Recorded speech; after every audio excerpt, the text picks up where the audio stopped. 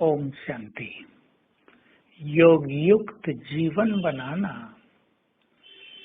सर्वश्रेष्ठ दिव्य बुद्धि की पहचान है। जिसने अपनी बुद्धि को ईश्वरीय बुद्धि बना लिया है वो सहज और अधिक समय योग युक्त स्थिति में रह सकते हैं। और जिसके पास बुद्धि तो बहुत तीव्र है लेकिन वो लौकिक बुद्धि है, वो क्या और क्यों के क्वेश्चंस में अटके रहते हैं। कहीं कहीं वे अपने जीवन को उलझा भी देते हैं। वे दूसरों को देखने में तत्पर रहते हैं। और ईश्वरीय बुद्धि से संपन्न व्यक्ति हमेशा स्वयं को देखता है, स्वयं के बारे में सोचता है, स्वयं की कमियों को निकालता है और स्वयं अधिक से अधिक बाबा से सब कुछ वरदान, शक्तियां, गुण कैसे लिए जाएं, इस पर उसका चिंतन रहता है। हम ईश्वरीय बुद्धि से संपन्न हैं और जिनके पास ये बुद्धि नहीं है वो अपने को ठीक करें। बुद्धि विवेक शक्ति है, ज्ञान शक्ति है। इसमें हम ज्ञान भरते हैं, विचारधाराएं भरते हैं।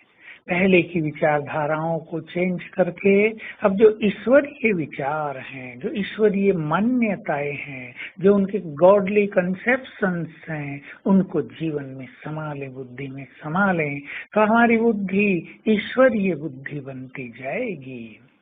हमें अपनी बुद्धि को स्वच्छ भी करना है, सूक्ष्म भी करना है, दूरदृष्टि भी बनाना, दूरदृष्टि आ जाए हमारी बुद्धि में, ऐसी बुद्धि का हमें निर्माण करना है। तो आइए आज हम विचार कर लें कि हमें अधिकतम समय योग युक्त रहना है। कुछ लोग इस संसार में ऐसे भी हैं कि वे योग तो लगाते हैं पर उनका जीवन योग युक्त नहीं होता। योग अच्छा लगाया लेकिन अगर मुंह खोला तो धुआं निकलता है।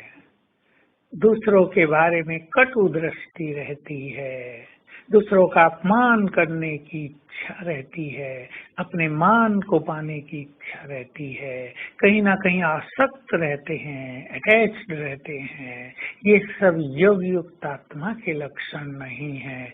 योग युक्त आत्मा माना न्यारे और प्यारे, सबके लिए प्रेम और शुभ भावनाएं, सांसारिक इच्छाओं से बिल्कुल परे, अशरीरीपन के अभ्यास में तत्पर, सभी को सुख देने वाले, जिनकी मन की स्पीड बहुत धीमी हो गई हो, जो स्वमानधारी हैं, वे योग युक्त हैं, जिनका ईश्वरीय ज्ञान में बहुत रस है और जो बाबा पर पूरी तरह कुर्बान है मन बुद्धि से।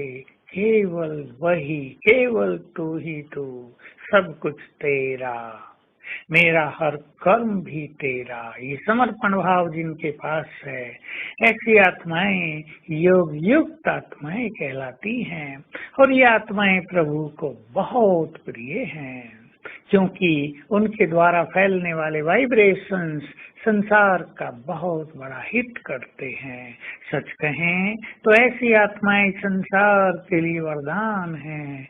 वे जहान के नूर हैं, उन्हें मान की जरा भी इच्छा नहीं रहती। बाबा का एक महावाक्य याद कर लें, तुम सभी हो इस धरा पर सूर्य तुल्य, सूर्य के समान हो, जिनके प्रकाश से संसार प्रकाशित होता है।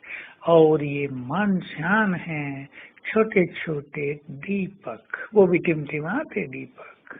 तो तुम सूर्य तुल्य आत्माएं इन टिमटिमाते हुए दीपकों से स्वयं को प्रकाशित करने का तुच्छ संकल्प न करो। भला ये दीपक हमें क्या रोशनी देंगे।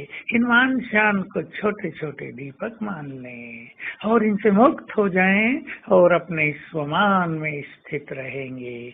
मैं मास्टर ज्ञान सूर्य, सूर्य तुल्य, सारे जग को प्रकाशित करने वाला वाली, लाइट हाउस, माइट हाउस फरिश्ता हूँ।